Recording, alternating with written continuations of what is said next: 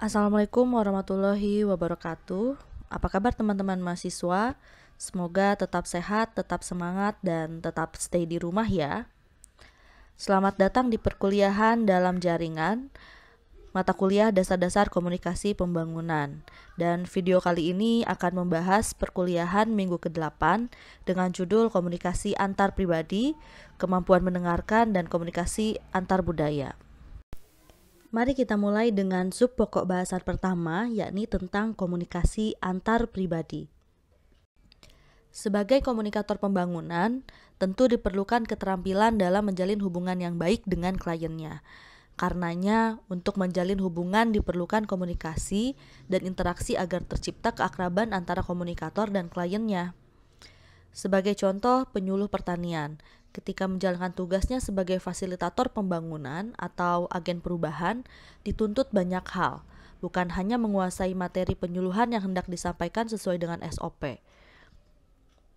Rogers misalnya pernah menyebutkan salah satu peranan penyuluh sebagai agen perubahan harus mampu membina hubungan dengan petani sebagai kliennya.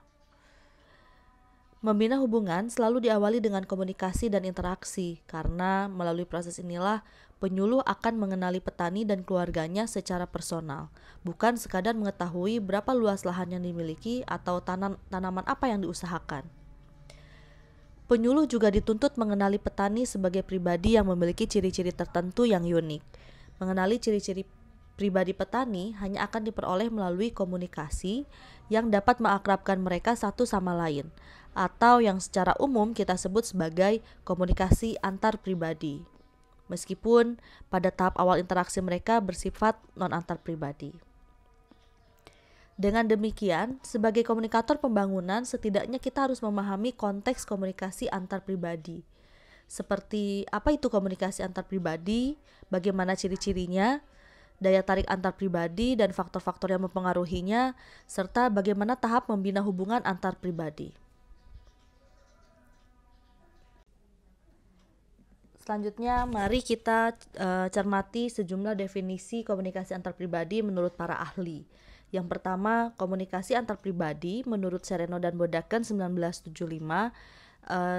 merupakan bentuk komunikasi yang relatif tidak terstruktur dan tidak formal ketika kita bersama individu lain secara tatap muka. Adapun menurut Reardon 1987, komunikasi antar pribadi yakni komunikasi tatap muka antara dua atau beberapa orang yang memungkinkan adanya umpan balik segera. Banyak kesalahpahaman berkaitan dengan komunikasi antar pribadi. Padahal komunikasi antar dua orang secara tatap muka tidak selalu disebut komunikasi antar pribadi. Memang komunikasi antar pribadi lebih sering berlangsung secara tatap muka. Misalnya antara seorang turis lokal dengan pengemudi beca, yang tentunya di antara mereka akan terjadi percakapan singkat, tetapi hanya membicarakan tujuan dan ongkos becanya, tidak lebih. Sebab jarang sekali pada interaksi awal dengan orang asing bersifat antar pribadi. Akan tetapi, komunikasi antar pribadi selalu diawali dengan komunikasi non-antar pribadi. Komunikasi antar pribadi, selain seringnya terjadi secara tatap muka dan dua arah, menekankan juga pada suasana pribadi. Hal itu seperti yang dikemukakan oleh Littlejohn 1996 dan West and Turner 2007, bahwa komunikasi antar pribadi yakni bentuk komunikasi yang berlangsung dua arah, tatap muka, dan dalam suasana pribadi. Kembali ke cerita penyuluh tadi, ia bisa saja terlibat komunikasi antar pribadi dengan petani, bisa di sembarang tempat, yang jelas tidak di perempatan jalan. Misalnya di warung, di sawah, atau di rumah petani. Yang dibicarakan tidak melulu urusan pekerjaan, tetapi lebih ke masalah pribadi masing-masing. Bisa tentang keluarga, tentang kesehatan, kebiasaan, dan sebagainya. Atau bisa juga saling curhat satu sama lain. Pokoknya dalam rangka menyambung tali silaturahmi agar terjalin keakraban dan rasa persaudaraan yang semakin erat. Suasana pribadi ini akan terbangun bila antara penyuluh dan petani sudah mengenal satu sama lain secara pribadi. Nah, bagaimana? Bisa dipahami kan apa itu komunikasi antar pribadi? Jika masih belum dapat memahami, mari kita cermati ciri-ciri komunikasi antar pribadi yang salah satunya dikemukakan oleh Richard Weaver. Ciri yang pertama yakni melibatkan 2 atau 3 orang. Perlu digarisbawahi bahwa komunikasi antar pribadi setidaknya melibatkan minimal 2 orang. Artinya, jika komunikasi terjadi hanya pada diri sendiri, maka itu bukan komunikasi antar pribadi, melainkan komunikasi intrapersonal atau komunikasi intrapribadi. Kemudian komunikasi antar pribadi itu sendiri juga melibatkan umpan balik langsung. Meskipun proses komunikasi yang terjadi tidak selalu dilakukan secara tatap muka. Sebagaimana kita ketahui, sekarang ini banyak media yang dapat kita manfaatkan untuk berkomunikasi melalui media chatting misalnya atau video call. Komunikasi antar pribadi dapat menghasilkan sejumlah efek. Misalnya, dengan kita berkomunikasi dengan sahabat, dapat meningkatkan keakraban secara personal, meningkatkan kepercayaan, dan menumbuhkan rasa empati. Komunikasi antar pribadi tidak selalu harus melalui kata-kata, bisa mengungkapkannya melalui ekspresi wajah jika komunikasi tersebut terjadi secara langsung. Atau jika melalui media chatting, kita dapat mengekspresikannya melalui sejumlah emoji. Lebih lanjut, komunikasi antar pribadi dipengaruhi oleh suasana atau keadaan. Misalnya dalam keadaan sedih atau senang, selain itu juga dipengaruhi oleh noise. Bagi yang lupa dengan istilah noise adalah gangguan yang terjadi selama proses komunikasi, seperti ketika berbicara tiba-tiba terdengar suara bising, atau ketika berbicara melalui sambungan telepon terganggu oleh sinyal yang buruk, serta jenis noise lainnya. Kemudian, apa saja yang menentukan keberhasilan komunikasi antar pribadi? Faktor pertama adalah daya tarik pribadi atau interpersonal attraction, dan faktor berikutnya adalah hubungan antar pribadi. Pertanyaannya, dari kedua faktor ini, kira-kira faktor mana yang mendahului ya? Apakah karena daya tarik dan adanya ketertarikan, maka hal ini akan berlanjut pada jalinan hubungan? Atau menjalin hubungan terlebih dahulu, kemudian tertarik satu sama lain? Nah, silakan jawab pertanyaan ini pada kolom diskusi di LMS, disertai dengan alasan. Saya ulang ya, tertarik dulu baru menjalin hubungan atau menjalin hubungan dulu kemudian tertarik? Dijawab disertai dengan alasan, oke? Selain kedua faktor penentu keberhasilan komunikasi antar pribadi, sebagaimana saya kemukakan sebelumnya, berikut ini adalah dua faktor yang menjadi alasan kenapa orang dapat tertarik satu sama lain. Yang pertama adalah faktor personal dan berikutnya adalah faktor situasi.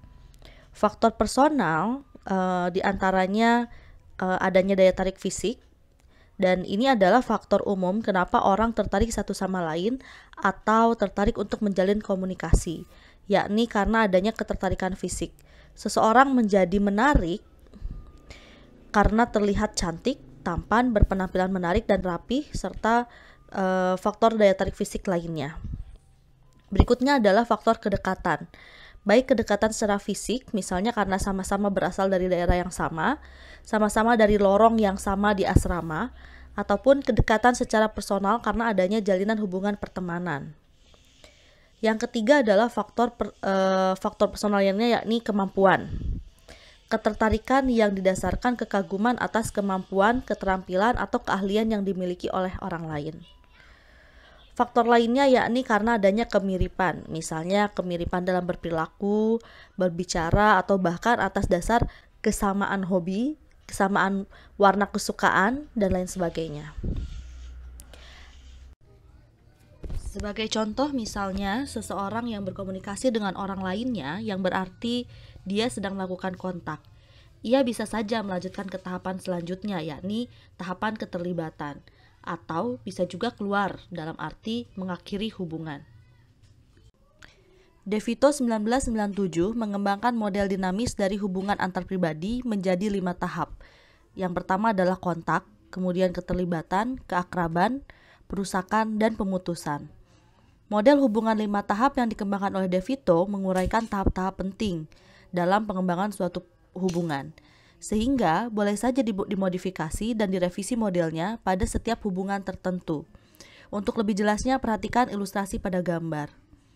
Ilustrasi yang dikembangkan oleh De Vito menunjukkan bahwa setiap tahapan hubungan menawarkan untuk kemungkinan keluar dari hubungan, bertahan, atau kemungkinan melanjutkan hubungan pada tahap berikutnya, atau sebaliknya, kembali ke tahap sebelumnya.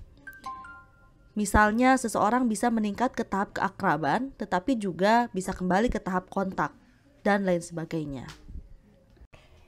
Beralih pada subpokok bahasan yang kedua, yaitu adalah pengungkapan diri. Model Johari Window terdiri dari 4 area yang berhubungan dengan apa yang diketahui dan tidak diketahui oleh seseorang tentang dirinya sendiri, serta apa yang orang lain ketahui dan tidak diketahuinya tentang dirinya sendiri. Di dalam diri setiap individu terdapat 4 area sebagaimana tergambar dalam ilustrasi berikut. Yang pertama adalah daerah terbuka atau open area. Pada area ini menunjukkan semua aspek yang orang ketahui tentang dirinya sendiri dan yang juga diketahui oleh orang lain. Rumus sederhananya adalah saya tahu, orang lain juga tahu. Seperti misalnya informasi tentang nama, pekerjaan atau profesi, tempat tinggal, dan semacamnya. Area kedua disebut juga dengan blind area atau area buta. Menunjukkan apa-apa yang tidak diketahui tentang diri sendiri, tetapi diketahui oleh orang lain. Atau sederhananya adalah, saya tidak tahu, orang lain tahu. Misalnya, kebiasaan-kebiasaan kecil yang tidak kita sadari, seperti memegang hidung ketika gugup, atau hal lain seperti bau badan, bau mulut, yang seringkali tidak kita sadari, tetapi orang lain ketahui. Area berikutnya disebut dengan hidden area atau area tersembunyi, yakni informasi rahasia yang tidak diketahui oleh orang lain. Dalam kata lain, saya tahu, orang lain tidak tahu. Misalnya rahasia pribadi yang tidak pernah diketahui oleh orang lain. Banyak alasan tertentu mengapa seseorang menyembunyikan hal-hal tertentu, bisa karena malu, takut, atau bahkan menjadi bahan tertawaan orang lain. Area terakhir disebut dengan unknown area atau area yang tidak dikenal. Baik kita maupun orang lain tidak mengetahuinya. Sederhananya, saya tidak tahu, orang lain juga tidak tahu.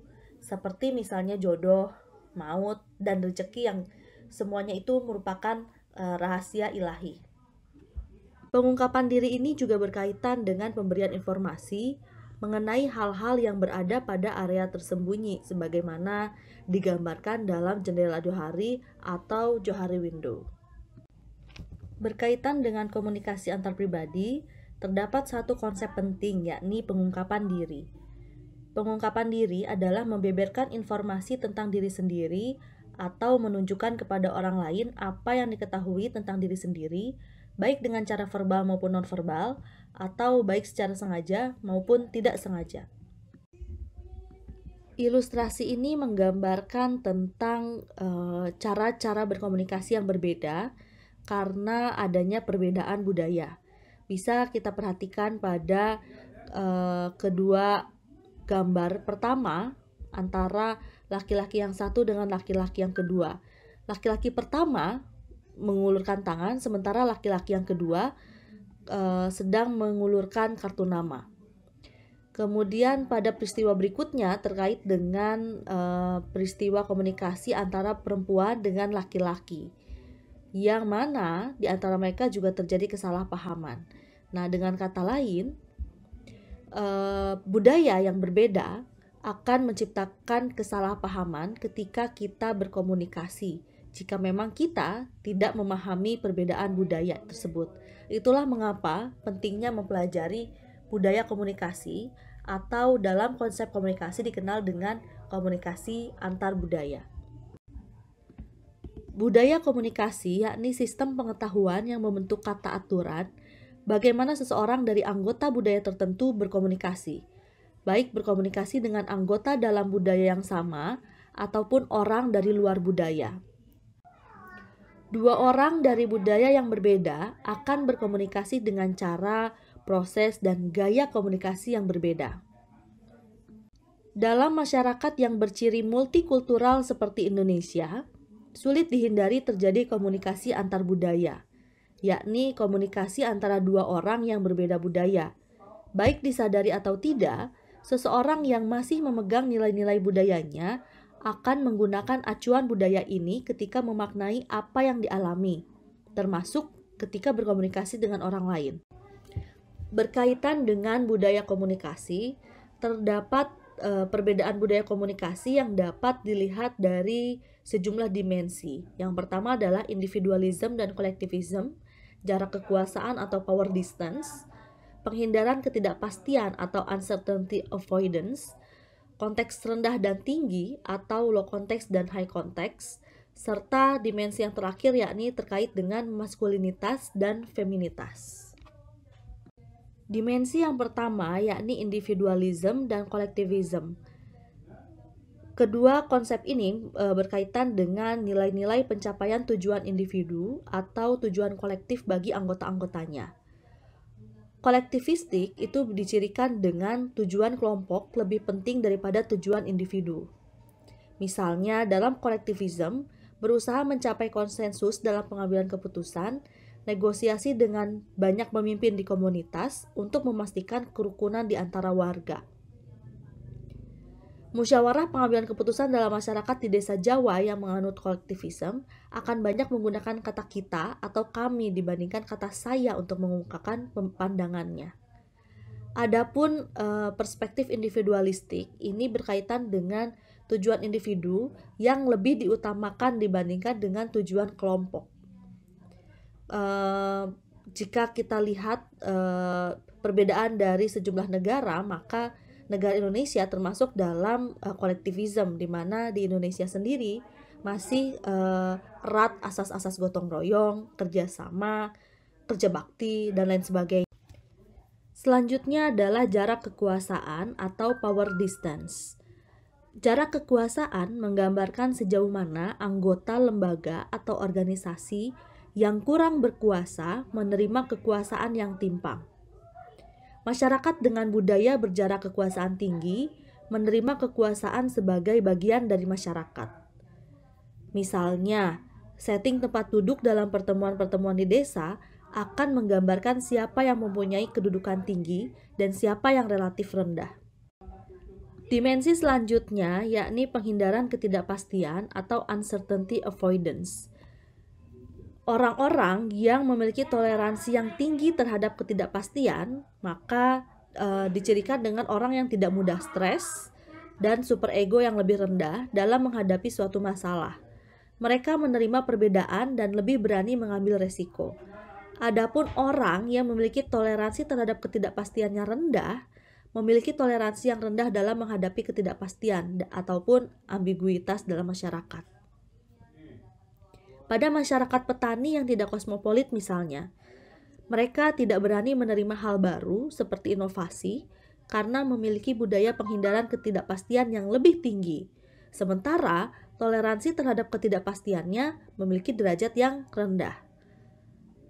Adapun masyarakat perantau lebih mudah beradaptasi dengan lingkungan baru dibandingkan dengan masyarakat yang tidak suka merantau.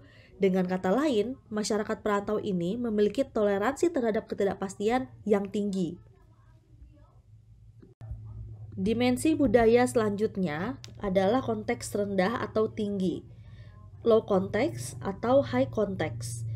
Hal ini berkaitan dengan cara-cara berkomunikasi yang ditunjukkan dengan penggunaan simbol dan gaya komunikasi.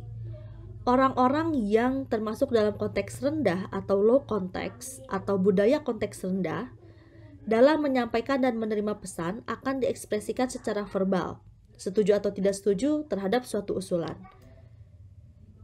Dengan kata lain, informasi dalam konteks fisik atau dalam bentuk pesan yang dikode dan eksplisit seperti pesan-pesan verbal. Adapun budaya konteks tinggi dicirikan dengan pemberian informasi yang tidak terlalu eksplisit, lebih bersifat simbolik dengan simbol nonverbal dan ekspresif. Misalnya, diam bisa berarti penolakan, setuju, atau tidak ingin menunjukkan perbedaan pendapat. Selanjutnya adalah budaya maskulinitas dan feminitas. Maskulinitas menggambarkan sejauh mana derajat suatu budaya membedakan secara tegas antara peran perempuan dan peran laki-laki. Dikatakan budaya maskulin apabila pembagian kerja dalam masyarakat jelas sekali. Budaya maskulin lebih menghargai kinerja, ambisi, benda-benda, kekuasaan, dan keasertifan.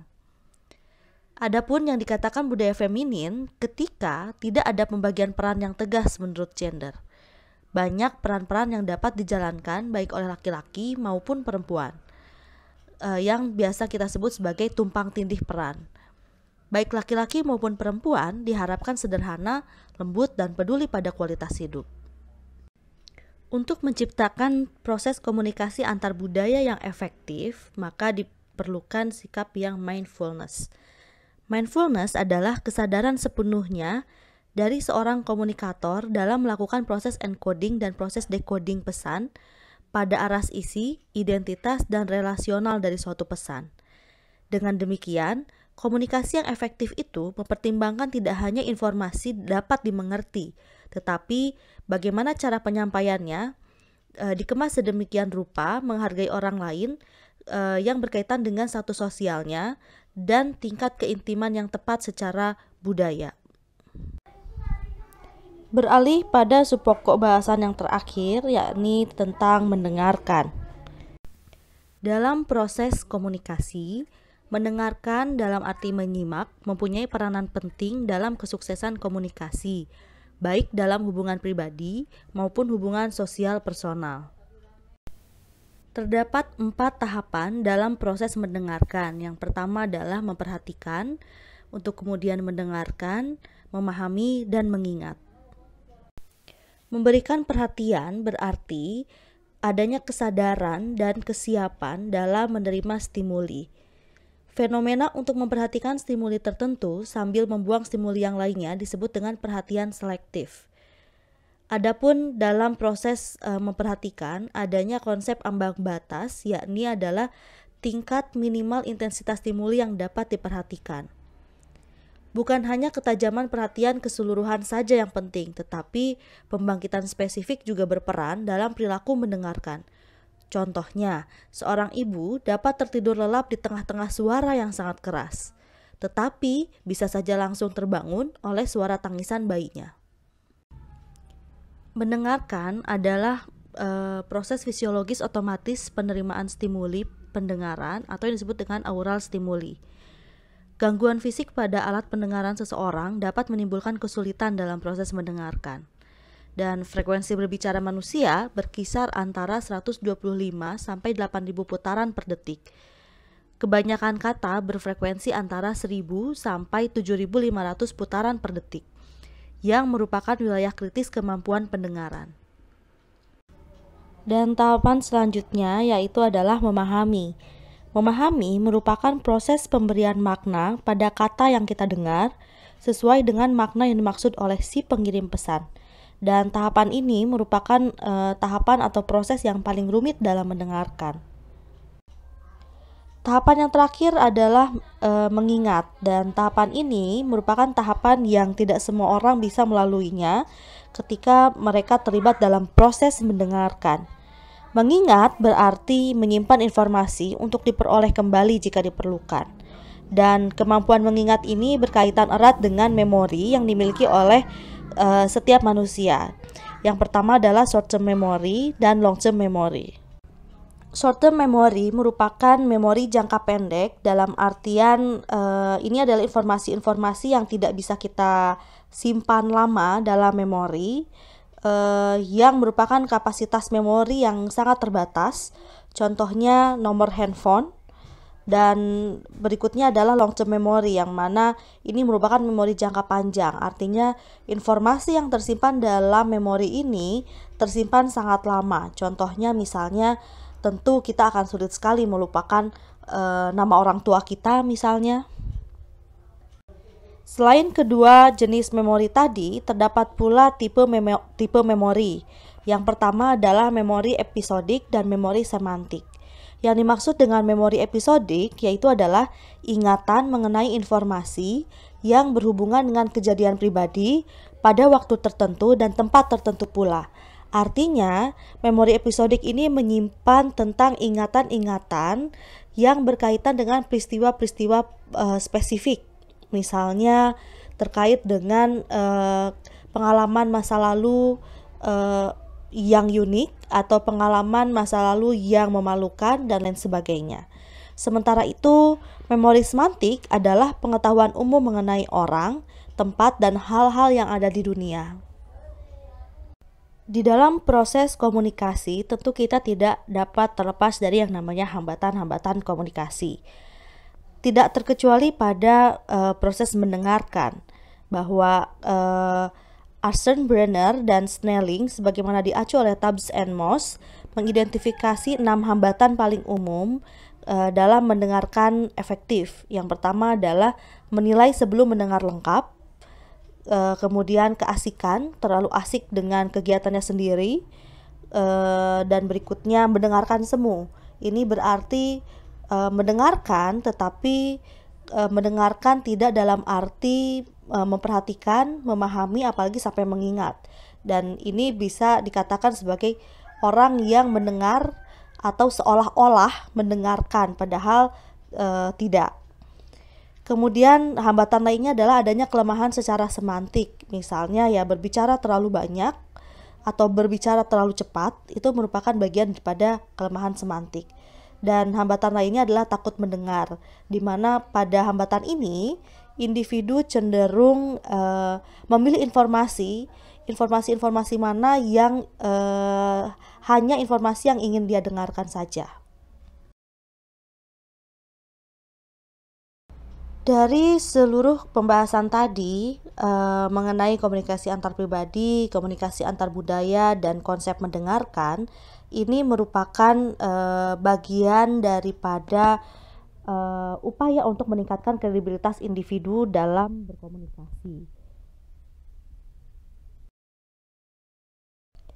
Adapun yang dimaksud dengan kredibilitas yaitu adalah reputasi kita atau reputasi individu untuk dapat dipercaya, atau sejauh mana orang lain percaya pada diri individu. Dan tentunya kredibilitas ini sangatlah penting, khususnya dalam menyusun pesan-pesan persuasif. Terdapat 3 hal yang perlu kita tingkatkan atau perlu kita perhatikan dalam rangka membangun kredibilitas. Yang pertama adalah dengan meningkatkan kompetensi, karakteristik maupun kepedulian. Kompetensi memiliki peranan dalam membangun kredibilitas dan mengacu pada definisi kompetensi itu sendiri, yakni adalah pengetahuan dan keterampilan yang diperlukan untuk menyelesaikan tugas-tugas, pendekatan masalah, dan mendapatkan pekerjaan. Kebanyakan orang akan menilai kompetensi berdasarkan track record yang kita miliki atau berdasarkan prestasi-prestasi yang pernah kita raih. Adapun peranan kepedulian dalam membangun kredibilitas, yakni kepedulian yang menyiratkan pemahaman terhadap kepentingan orang lain, menumbuhkan rasa kebersamaan, dan menunjukkan akuntabilitas. Setelah seseorang dianggap sebagai tidak peduli tentang kepentingan orang lain atau hal-hal di luar dirinya sendiri, maka orang lain pun tidak akan percaya pada orang yang seperti itu. Lebih lanjut, peranan karakter dalam membangun kredibilitas mengacu pada reputasi untuk tetap setia pada komitmen yang dibuat kepada pemangku kepentingan, serta mengikuti nilai-nilai moral dan etika yang tinggi. Sekian pembahasan kali ini, sampai jumpa pada pembahasan selanjutnya. Selamat belajar dan tetap semangat. Wassalamualaikum warahmatullahi wabarakatuh.